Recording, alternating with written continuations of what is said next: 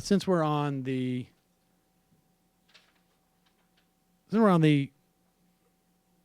Trump administration, yes, since we're on the Trump administration and also the Republicans in Congress don't know much about nothing. Here is Senator Al Franken, and you can go back and check out our interview with Senator Franken from, I guess, a week and a half ago, where I held him to accord for his compliments of me in the past. Al Franken asking Rick Perry at the Energy Natural Resources Committee hearing last Thursday on this whole climate change stuff. You'll recall Rick Perry went on that show on CNBC, I can't remember, with that guy who's been there for 25 Squawk Box. And reiterated what the head of the EPA said, which was more or less, it was sort of hard to follow a little bit what they were saying, that there's climate change, but it may not be man-made, but if it is, it isn't. Here's Rick Perry. Don't you think it's okay to have this conversation about, the science of climate change? And why don't we have a red team approach and sit down, get the politicians out of the room and let the scientists and listen to what they have to say about it. I'm pretty comfortable that, what's wrong with being a skeptic, I think, is about something that we're talking about that's going to have a massive impact on the American economy. Well, you said this thing about, you told Senator Coons that we need a red team, blue team exercise to establish climate change. It's my understanding that in a red team, blue team exercise, the blue team makes an argument, then a red team tries to knock it down. And the blue team then refines their argument, and they go back and forth until consensus is reached.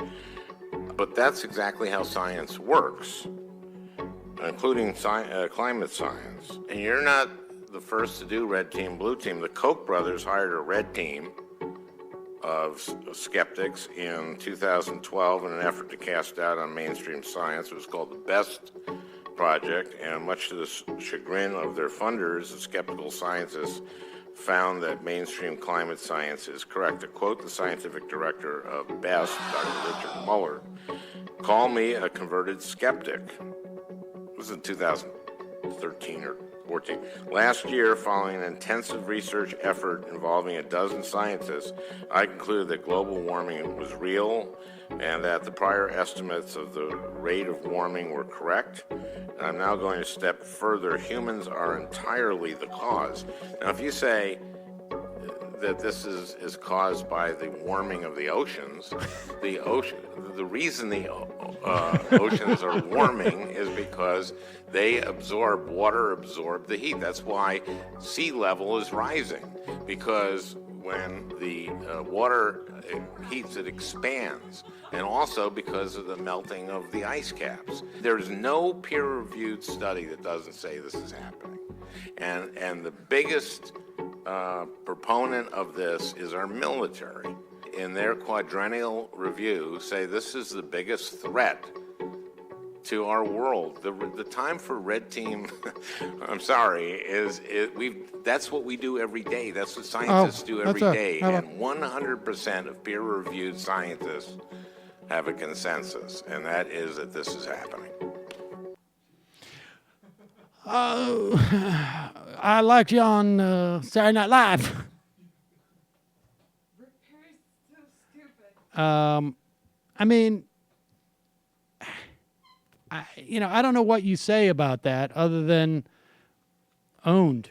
We're all going to die. We're all going to die. And also, this really isn't about ignorance. It's about moneyed and private interests. Yeah. Right. Forcing these people to be this ignorant. Well, Right. I will say, in Rick Perry's defense, that his inability to even articulate the talking points that he was clearly given by his buddies in the oil industry, like even just remember it. I mean, remember what he said on CNBC was like, well, I don't know, the oceans are warming. He was trying to do Other the stuff? New York Times column by the hack that they just hired, which is the new kind of Well, you know pseudo-intellectual what? If you're going to movement. get paid to go on and lie about this stuff, at least do us the courtesy of memorizing the lie. Well, So it doesn't maybe come that's off more like th- you're a child. Well, look. Here don't be is, rude to a guy who struggles with Story issues like in the that. New York Times yesterday. Carbon in the atmosphere is rising even as emissions stabilize. And the theory is, even though the amount of CO2 gas that people are putting out has stopped rising, the amount that stays up in the air is going up faster than it ever has. And the theory, they don't know for sure, is that the natural sponges, that being the ocean and probably land and trees, were absorbing a certain amount of the CO2. There is a theory now that maybe what has happened is that they are saturated, that they can't absorb anymore. Maybe that the systems have weakened. And that means essentially that the rate in which CO2 increases in the atmosphere is going up, and that means essentially that we have less time than we had thought.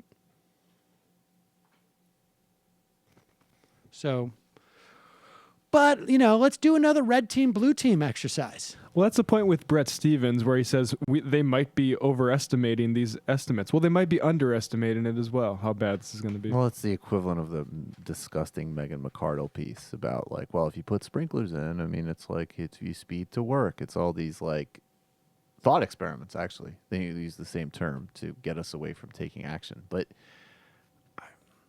I don't know. I mean, I guess it's useful for anybody who's fair-minded in public to see something like that, Rick Perry just getting humiliated, but it doesn't seem to have any effect on the policy process, and obviously no effect on the companies that pay for this policy. No, none. Hi, folks. Sam Seder here. We still need your help on our Patreon page. YouTube ads have come back, but not nearly as much as we had before. So if you can help us out, any little bit helps. Head over to our Patreon page right at this URL, and you'll help us keep helping you by making videos